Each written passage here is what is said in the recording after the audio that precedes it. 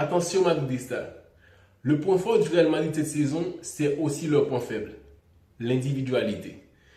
Il y a le match retour, la qualification n'est pas à 100% parce que, comme l'a dit Julián Alvarez, il nous reste 90 minutes chez nous, au Metropolitano. Cette saison, le Real Madrid est une équipe fragile. Oui, ils nous ont habitués ces dernières années à faire des miracles, tout ça, mais posez un peu.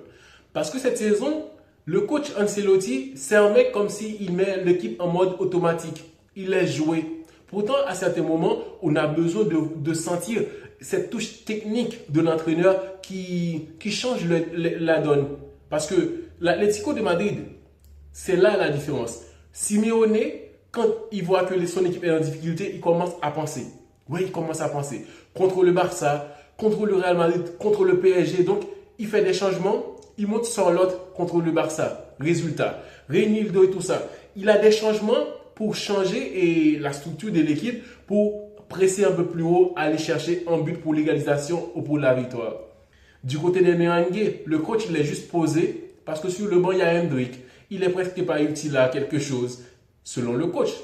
Parce qu'on doit parler des faits que le coach il regarde très peu le banc parce qu'il y a Arda Güler, il n'est pas régulier non plus. Mais quand même, ce n'est pas un coach qui fait un taf exceptionnel, même quand il est en difficulté, il est très posé. Donc l'Atlético a cet avantage où le coach, il pense à l'équipe, il pense à certaines choses qu'il peut améliorer, apporter beaucoup plus d'efficacité en attaque ou être beaucoup plus défensif. C'est ça le truc. En fait, l'excès ennuie. Prenons l'exemple de City de Guardiola, une équipe qui veut avoir constamment la possession. C'est pas question qu'il perde le ballon. Pourtant, le Real Madrid, une équipe que, ouais, on va tenter. On va continuer à essayer de piquer jusqu'à ce que ça marche. Il n'y a pas à avoir peur de perdre le ballon parce qu'on aura des récupérateurs, une équipe très défensive pour essayer de ne pas encaisser. Mais il faut attaquer, il faut tenter. Pourtant, City, non. Il faut rester calme, avoir la possession et tout ça. Donc, l'excès ennuie. Parfois, c'est un grand défaut pour l'équipe de Guardiola. Et aussi, aujourd'hui, c'est le grand défaut du Real Madrid. Ça ne peut pas rester en automatique comme ça. Le coach, il reste sans rien apporter de technique sur le terrain. L'observation, oui, on observe aussi. On n'est pas coach, on n'est pas excellent et dans le haut niveau. Mais l'observation, c'est simple. De voir que Ancelotti, il laisse trop aller à certains moments. Il faut avoir des moments où tu dis ouais et prendre des décisions. Soit Mbappé, Vinicius ou machin truc, quelqu'un doit rester sur le banc ou doit sortir dans un match. Le Real Madrid a été toujours une équipe très offensive. C'est pas surprenant que ce trio est toujours aligné, Mbappé, Vini, Rodrigo. Mais quand même, il y a un manque de fraternité. Quand l'époque de Benzema, Ronaldo, on croyait que ces joueurs-là étaient vraiment avec une amitié de waouh, de malade. Mais non, c'était juste de la résilience de la part d'un joueur comme Benzema, qui attendait son moment pour briller. Oui, il a brillé, il a remporté un ballon d'or. Mais quand même, à cette époque-là, il a aidé grandement le Real Madrid pour booster un joueur comme Ronaldo, qui était bien meilleur que lui. Donc là, c'était tellement parfait.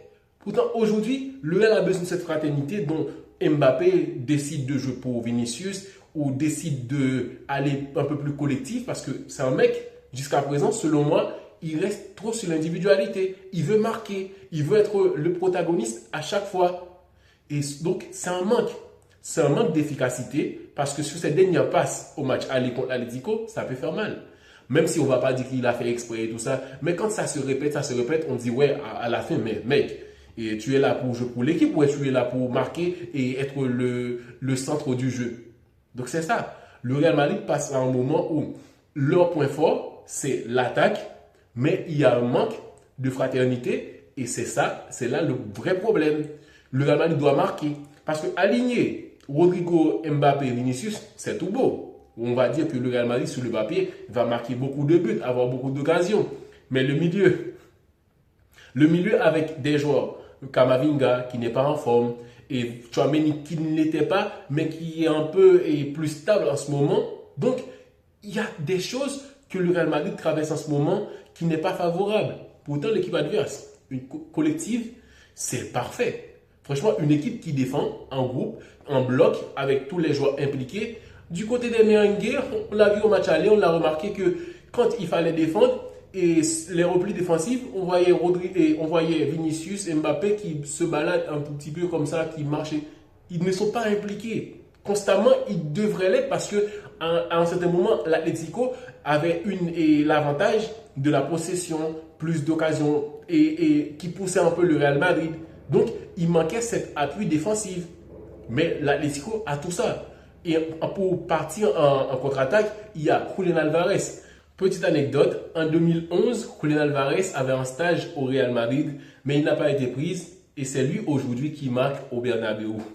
Il joue à Madrid, mais dans l'équipe adverse. Imagine un peu la rage de ce joueur, l'envie de marquer, l'envie de dire, ouais, vous allez regretter tout ça. Et il a dit, il nous reste 90 minutes chez nous. Il faut attendre ce qui va se passer parce que le Real Madrid a l'avantage par rapport au score, au match aller, et aussi le retour de Bellingham qui sera utile au milieu de terrain pour combler un peu parce qu'avec Camavinga et Modric, non, sans Ceballos, il y a des problèmes. Donc, ces derniers temps, j'ai pu remarquer que le Real Madrid, défensivement, il y a plus d'efforts. Malgré dans les jeux aériens, il y a un manque, sérieusement. Les derniers matchs du Real Madrid, ils n'ont pas l'avantage des jeux aériens. On ne parle même pas en attaque. Mbappé, il ne joue pas avec la tête. Donc, c'est comme ça. Rodrigo, j'ai vu beaucoup de buts de Rodrigo de la tête, plus que Mbappé. En plus, Vinicius, ce n'est pas son point fort. Et Vinicius, il y a un manque d'impact dans le jeu. Il n'est pas aussi explosif qu'on l'attendait parce que c'est un mec qui a l'habitude de dribbler, qui même quand il n'était pas aussi top dans un match, on voyait qu'il créait beaucoup plus d'occasions que ces derniers temps. Il ne marque pas beaucoup, donc Vinicius, c'est pas que Mbappé qui n'est pas bon, mais quand même Vinicius, il a ses problèmes. Sauf que lui, il cherche tout le temps ses coéquipiers pour soit faire une passe en retrait, c'est comme ça. Mais Mbappé, dans son positionnement pour aller en profondeur, il y a tellement de manque au Real Madrid, ça ne m'étonnerait pas qu'il soit éliminé. Mais c'est une équipe mythique, capable de surprendre à n'importe quel moment. Il y a un clic. Donc c'est là que le collectif n'est pas en forme, mais quand même l'individualité de Thibaut Courtois, Valverde et Brahim Diaz et Rodrigo, ils ne vont pas tous être super dans un match, mais quand même, parmi eux, il y aura un qui lèvera la tête et dit ouais, je dois faire quelque chose. Valverde, c'est un mec comme ça. Thibaut Courtois avec ses arrêts exceptionnels. Rodrigo, il est régulier cette saison, mais c'est le silencieux. C'est le mec, on ne fait pas attention à lui. Même s'il profite de tout ça aussi pour briller, mais ce n'est pas le genre de joueur qu'on va dire, ouais, cette saison, ouais, il est en feu. Donc le Real Madrid passe par ces moments. Et